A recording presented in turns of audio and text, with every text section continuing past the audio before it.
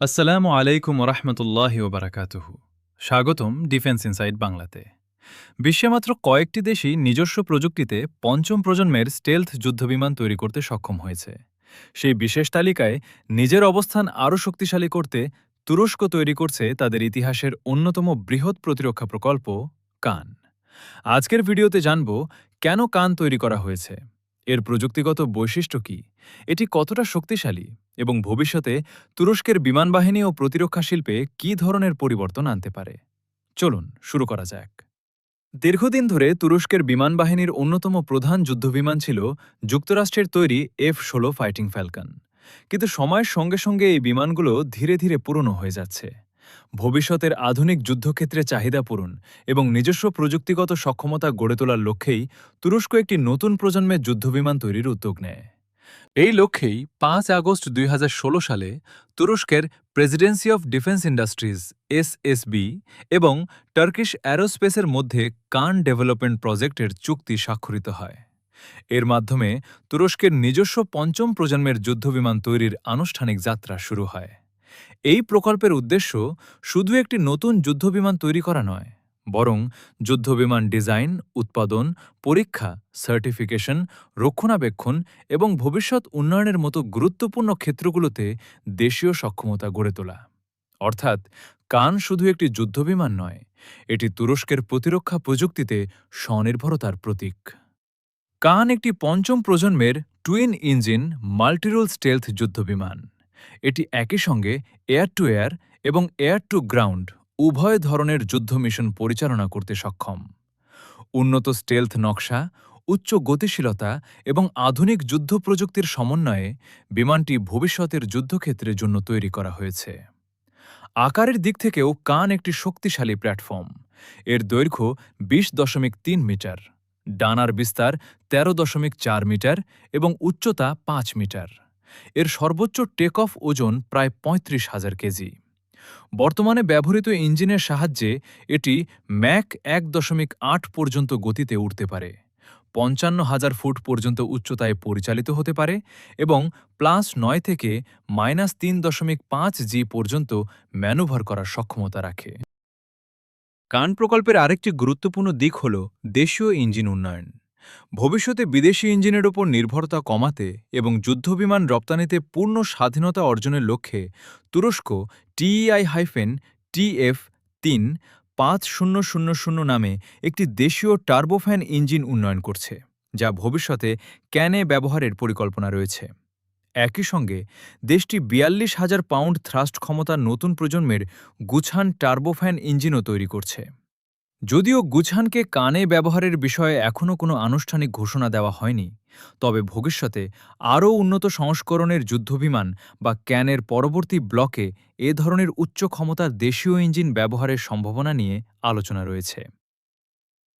ক্যানের অন্যতম বড় শক্তি হল এর স্টেলথ ডিজাইন। বিমানের অভ্যন্তরীণ অস্ত্রাগার বা ইন্টারনাল ওয়েপন বেয়ে অস্ত্র বহনের ফলে এর রাডার ক্রস সেকশন RCS উল্লেখযোগ্যভাবে কমে যায়। এর ফলে শত্রুপক্ষের রাডারে বিমানটিকে শনাক্ত করা অনেক বেশি কঠিন হয়ে ওঠে এবং স্টেলথ সক্ষমতা আরও বৃদ্ধি পায়। স্টেলথ সক্ষমতার পাশাপাশি কানের অস্ত্র বহনের ক্ষমতাও অত্যন্ত গুরুত্বপূর্ণ। বিমানটি প্রায় 15,000 পাউন্ড অর্থাৎ প্রায় 6,800 কেজি পর্যন্ত অস্ত্র ও পেলোড বহন করতে সক্ষম। এর অভ্যন্তরীণ অস্ত্রাগারে এয়ার টু এয়ার ক্ষেপণাস্ত্র, এয়ার টু গ্রাউন্ড অস্ত্র এবং প্রিসিশন গাইডেড বম্ব বহনের ব্যবস্থা রয়েছে। এর ফলে স্টেলথ বৈশিষ্ট্য বজায় রেখেই বিভিন্ন ধরনের যুদ্ধ মিশন পরিচালনা করা সম্ভব হয়। পাশাপাশি প্রয়োজনে অতিরিক্ত অস্ত্র বহনের জন্য বাহ্যিক হার্ডপয়েন্টও ব্যবহার করা যায়, যা বিমানটির মাল্টিরোল সক্ষমতাকে আরও বাড়িয়ে তোলে। ক্যানের অন্যতম গুরুত্বপূর্ণ প্রযুক্তি হল অ্যাসেলসানের তৈরি মুরাদ এসা রাডার। এটি প্রচলিত রাডারের তুলনায় অনেক বেশি উন্নত প্রযুক্তির।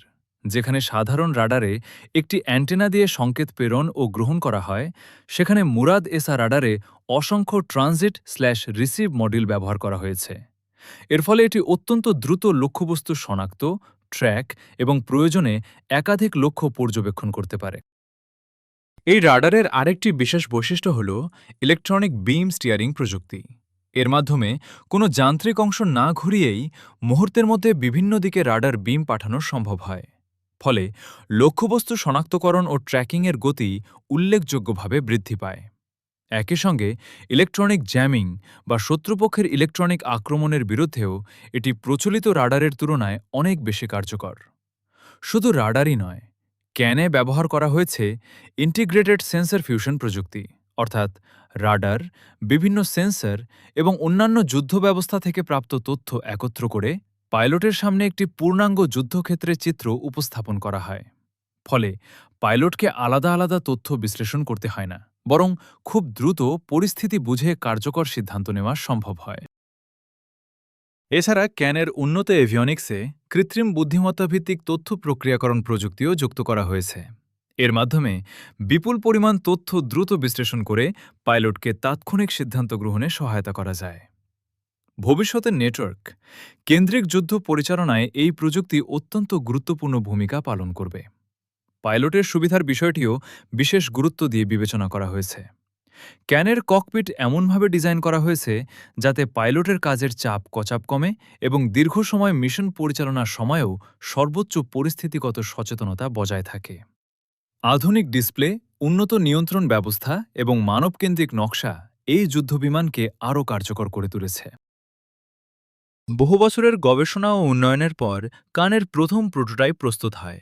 এরপর বিভিন্ন স্থল পরীক্ষা সফলভাবে সম্পন্ন করে এটি ২১শে ফেব্রুয়ারি ২০২৪ প্রথমবার আকাশে উড্ডয়ন করে। প্রথম ফ্লাইটে ক্যান ১৩ মিনিট আকাশে অবস্থান করে, ৮,০০০ ফুট উচ্চতায় পৌঁছায় এবং ২৩০ নট গতিতে উড়ে। এরপর ৬ মে ২০২৪ দ্বিতীয় পরীক্ষামূলক উড্ডয়নেও এটি সফলভাবে ১৪ মিনিট আকাশে উড়ে ১০,০০০ ফুট উচ্চতায় পৌঁছায় এবং ২৩০ নট গতি অর্জন করে। এই দুটি সফল ফ্লাইট কান প্রকল্পের জন্য গুরুত্বপূর্ণ মাইলফলক। কান শুধু একটি নতুন যুদ্ধবিমান নয়, এটি তুরস্কের প্রতিরক্ষা প্রযুক্তিতে স্বনির্ভরতার প্রতীক। এই প্রকল্পের মাধ্যমে দেশটির নিজস্ব পঞ্চম প্রজন্মের যুদ্ধবিমান উন্নয়নের সক্ষমতা আরও শক্তিশালী করছে। সবকিছু পরিকল্পনা অনুযায়ী এগোলে আগামী বছরগুলোতে কান ধীরে ধীরে তুরস্কের বিমানবাহিনীতে যুক্ত হয়ে পুরনো F-16 ফাইটিং ফ্যালকনের দায়িত্ব গ্রহণ করবে। একই সঙ্গে আন্তর্জাতিক প্রতিরক্ষা বাজারেও তুরস্কের অবস্থান আরও শক্তিশালী করতে গুরুত্বপূর্ণ ভূমিকা রাখতে পারে।